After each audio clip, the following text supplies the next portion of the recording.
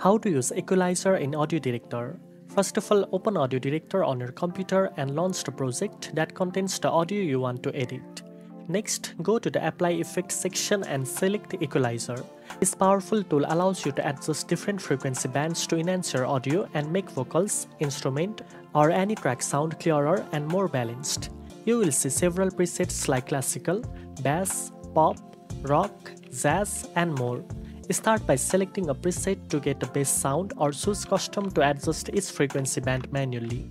For vocals, boost the mid and high frequencies to make the voice clearer and more present. If your audio sounds too bass heavy or muddy, reduce the low frequencies to achieve a cleaner sound. Always use the preview option to listen while making adjustments and fine-tune each frequency until you achieve the desired sound. Once satisfied, click Apply to save your changes. Now you know how to use the Equalizer in AudioDirector.